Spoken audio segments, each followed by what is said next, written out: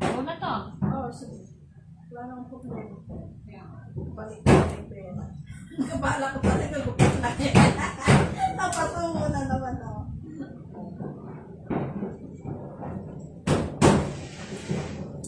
Hindi siya kulit nun ah. Hindi. Kasi yan kasi ano. Parang may manage. Kasi ang nipis na. Gusto niya ng straight. Pero nitong nakaraan, ano na, Brazilian na lang siya.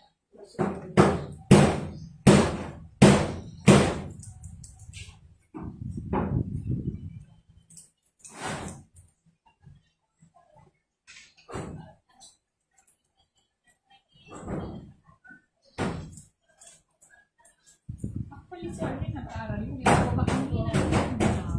Nagkaano na lang siya ng kaibigan. Kung hindi na rin na ng sabi ko, gusto ko sa mata ko. Eh, malakas na naman.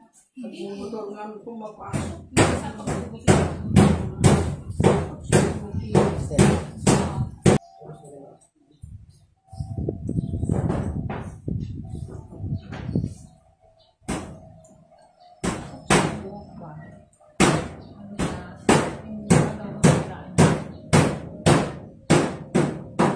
Tapos ilang beses na may employer na siya ayaw biglang mag-isip.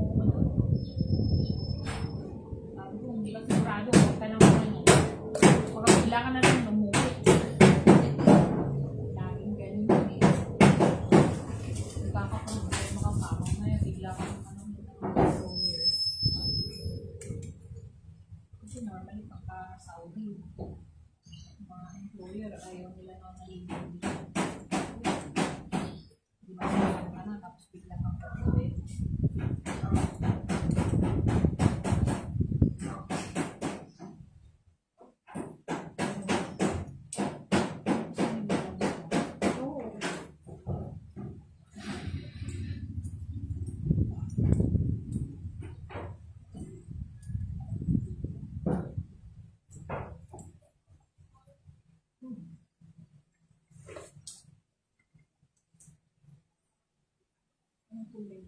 Wala ka na lang, puti di ba? Yung kami puti, kaya na nagkulay ako. Ah, may puti ka na? Oo. Parang wala naman. Meron, ginanong-ganon ko na sa kamay yung... Kasi pa naman, pag puti na, ano na, puti. Alam ko may nakuban na. Ano ba yun? Yung panakuba. Pero gusto na yung ano, pamangkin mo? Doon pa rin. May asawa na? Wala pa. Akala ko ba nag-asawa? Hindi po. Yung boyfriend? Wala. Nagkaroon ko na. Hindi mo na yun. Dapat nakakilala mo na talaga. Oo. Picture naman yun eh. Picture? Umuwi siya. Sumunod siya dyan. Tapos? Hindi ko naman siya pinatulog dyan. Ang hotel siya. Hindi ko na pa naman sila kasali. Ba't po sila pagkaliyan? Maipit si mama. Maipit si mama. Tapos pag magat eh, nandyan na. Parang nandyan na, tulog pa kami. Saan ka nag-hotel? Dito lang? Sa bayan lang. Kalapit na mo pa na kasi. Sa bayan lang siya nag-hotel. Doon sa... Ano ba yun? Yes. Hindi, sa James. Dito sa may papuntang Kaitan. Yung Kaitan. Bayon. Ano ba yun? Tapos parang kala mo yaman eh. Nag-erkila pa na sasakyan. Pumupunta sa amin, nakakotse pa. Mayaman na, kaya naman daw, sabi ng panasan. Na-meet na nga daw yung nanay nun. Nasaan ba siya ngayon? Si ano? Ano pa rin nasa Dubai? Sabi ko, pag hindi ka pa nasa loob, magpapakalo. Kahit nandun ka. Ilak mo muna. Ano yun? Arabo ba? Hindi, ano lang. Amerikano siyang, teacher siya, nakilala niya. Sa ano? Sa Dubai. Teacher sa Dubai. Amerika. Ano pa na sa US.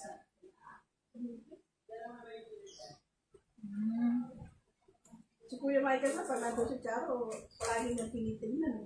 Bakit? Kagandahan daw. Kasi nagpaano ng ilog. Nagpaano si Charo?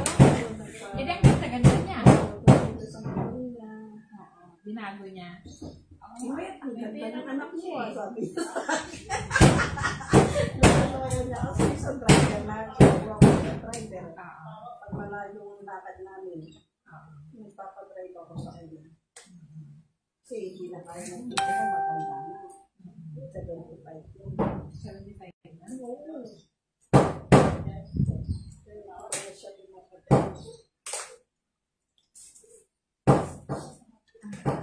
Pagkalit sa'yo, si Kuya Mike. Siya na ina mo? Binabay siya ng mga siya. Ba't di ka kasi mag-drive ba? Ay, hindi ako marunong. Ay, pag-aralan mo. Siyempre, mag-aralan mo yan. Drive ka na. Pag matanda na sa kuya mo. Bumili nga siya ng sasakyan. Sino? Yung si Charo. Oo. Fortuner. Ay, nandun lang sa harapan. Wala kaming karate. Pag nasa harapan lang. Nasa harapan. Sa pinapaan na ba yung naman yun? Pinapaikot yan. ko.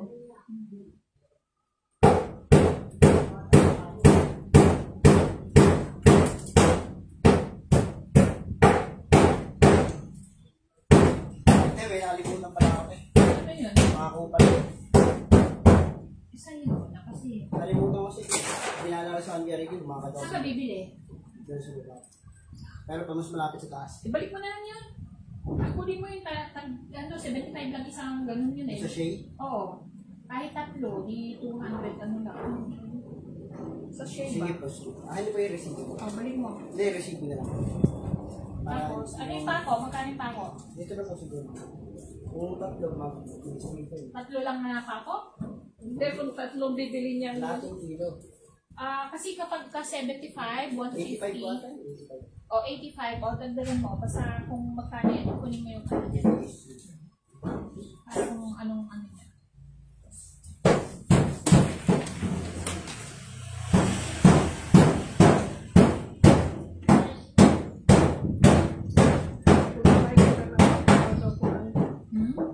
Kuya Michael, lagi kong tinatawag pag drive.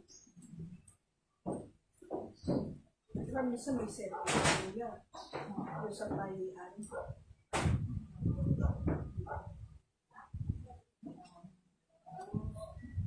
Ayun, may UST yata sila na lang.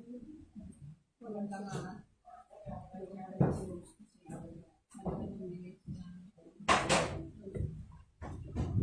Ano yung sa ibang papakit niya? Ano yung laptop?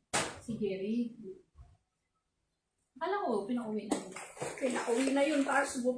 Ayaw na kang tanggapin dun, binalik. Si Kevin, kaalis lang ah. Kasi hindi nagpadala yung dalaga mo, hindi niya alam na uuwi ako, sabi niya. Ano sabi? Hindi daw nakapadala si Charo. Kasi nung umalis si Charo, nagpadala si Ate Rose na sapatos ni Kevin. Hindi niya alam. Oo, hindi niya alam nung uuwi si Kevin. Okay lang ka, uuwi lang naman siya.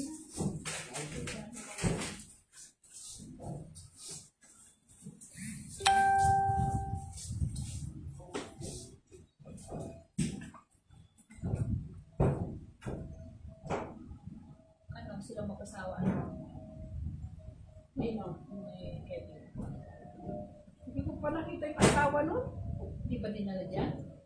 Hindi ko man nakita nung umuwi. Si Kevin lang, naglalaba. Diyan. Binili siya ng washing machine na matik. O, di maganda. Oo, binili niya ng washing machine mama niya. Kaya. Ay! Kaya naman niya Oo. bumili. Kahirapan pa niya namin. Ang trabaho sila. Pareho pa lang pala. Minsan, straight sila dalawa mag-asawa sa UST.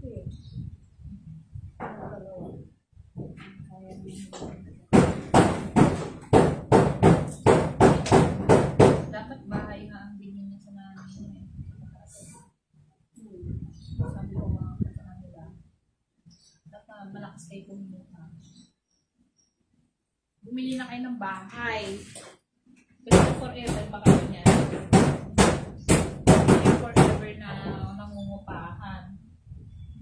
Dito sana kung lahat ng anak mo may trabaho ba, Yung isa niya, walang trabaho.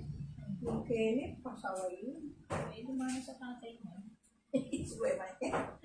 Sakit ng ulo ko na yun. Si Kuya Michael. Oo.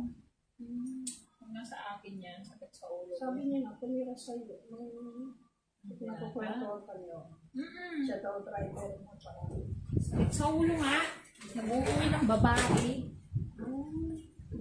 Buti nga si Rose. Naawa lang ako dyan eh. At si Rose ng pangasawa. Kung sino-sinong babae ang nag-claim na nabuntis niya. Pag nakukwentuhan nga kami, Sakit sa ulo yan. nagsasabi ko sila tumira. Hindi ba yung uwi niyo? Nauna pa pala ikaw dito. Sabi ko gano'n. Nauna pa pala sila dito.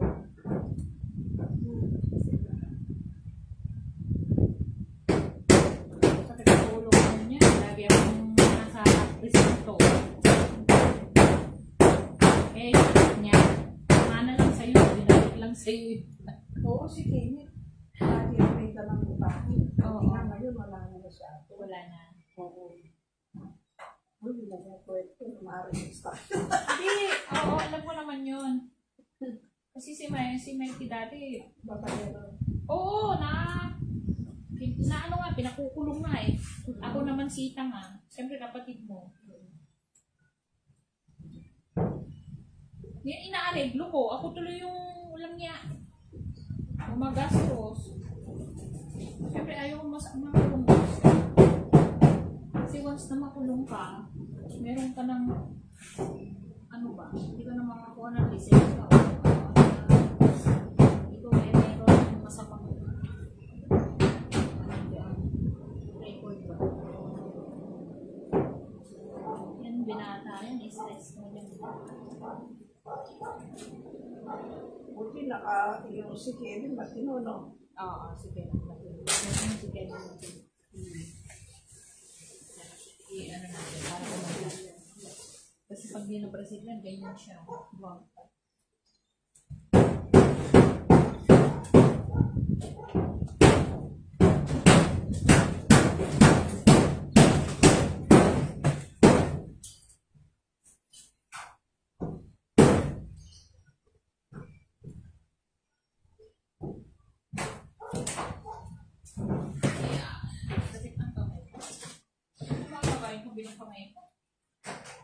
Sobrang trabaho na yata.